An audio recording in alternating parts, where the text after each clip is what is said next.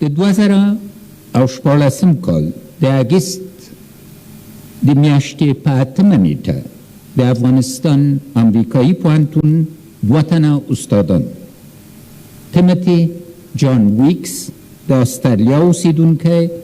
او بل کوین کینګ زموږ د دوست او متحد هیواد امریکا ته به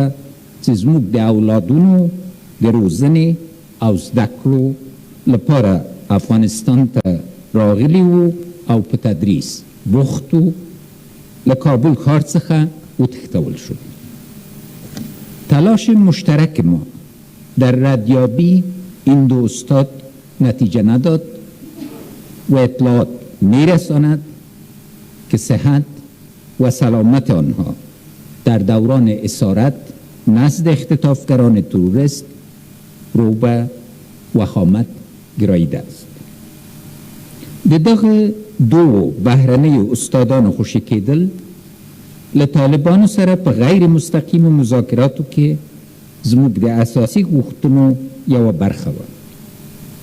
ترڅو د دې استادانو کورنیو او اړوندو هیوادونو ته دا ډاډ ورکړو چې موږ د خدمت او شرافت د قدردان ملت او دولت په توګه د هغوی چې د علم او دانش د ترویج په خاطر زموږ هیواد ته راځي هرکلی او درناوی کوو. عمل زشت تروریستان و اختطافگران نمایندگی از آموزه های دین مقدس اسلام و ارشادات نبوی که اساساً مخالف آسیب رسانی به غیر نظامیان است و همچنان اخلاق و فرهنگ والای ما که شهرت و مهمان نوازی دارد نمی کند. لذا در مشوره نزدیک و همه جانبه با شرکای بین‌المللی افغانستان و خاصتاً ایالات متحده امریکا به خاطر زمینه سازی مذاکرات رو در رو و مستقیم با طالبان جهت دستیابی و صلح و ثبات که خواست فرد این سرزمین درد کشیده است، با اعتماد کامل به توانایی، مهارت،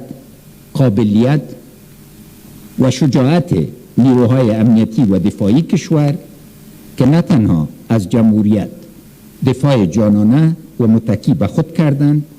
بلکه دسیسه های پنهان و آشکار دشمن که با مغز خارجی و متاسفانه دستان داخلی راه اندازی شده بود خودساز ساختند و همچنان نمایش حس بشر دوستانه دولت ملت افغانستان تصمیم گرفتیم که 3 تن از زندانیان طالب را که از کشورهای بیرون در همکاری نزدیک و همه جانبه شرکای بین‌المللی ما دستگیر گردیده و از مدت بدین سو در توقیفخانه بگرام زیر نظارت دولت افغانستان بودند به طور مشروط از بند رها سازند. این 3 نفر عبارتند: حاجی مالی خان دی ولی خان زوی، عبدالرشید دی محمد عمر زوی، انس دی جلال الدین زوی. ما په کراتو ویلی دي چې با عزت او تلپاتې سوله او ثبات ته رسیدل یوه ورځ دې ته هم اړتیا لري چې موږ د هغه تریخ قیمت ورکړو، مګر دا قیمت او بیه به د جمهوریت اصل د وګړو او ښځو حقونه او زموږ لاسته راوړنې نه وي او هیڅ ډول جوړجاړی او تفاهم به دا ارزښتونه قربانی نکړي. من میدانم که مردم افغانستان درد جانگاه حملات تروریستی را در سراسر کشور با گوشت و استخوان خیش چشیدن و با تمام وجود و احساس با هموطنان داغ دیدم همدرد هستند و لحظه هم از تشدید تدابیر جلوگیری کننده از حملات دشمن و خنثی‌سازی دسیسه های آنها توسط نیروهای امنیتی و دفاعی ما دریغ نکرده. د هیواد د جمهور رئیس او د وسلوال پوځ اعلی سرقومندان په توګه ما ټول مادي او معنوي امکانات چې دولت په اختیار کې لري د امنیتي او دفاعي بنسټونو په خدمت کې ورکړي او یوه لحظه هم د هیواد د صدیقو اولادونو د سرښندنو مبارزو او حقوقو څخه بېخبر نه وم. تل له هغوی سره یو زړه او همغږی وم او یم. در مشوره با شرکای بین‌المللی افغانستان و به خصوص ایالات متحده امریکا ما مکانیزم و روش را در پیش گرفته ایم که رهایی مشروط این 3 نفر به معنای تقویت صفوف دشمن و تشدید عملاتشان نخواهد شد. تدابیر مشترک بین ما و شرکای بین‌المللی ما چنان است که این تصمیم دشوار اما قابل درک بتواند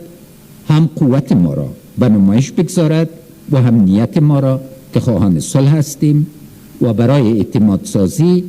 آغاز مذاکرات رو در رو و حل صلح‌آمیز این بدبختی توان و اراده اتخاذ تصمیم‌های سخت و جدی را نیز داریم. د طالبانو ډله پوهیږي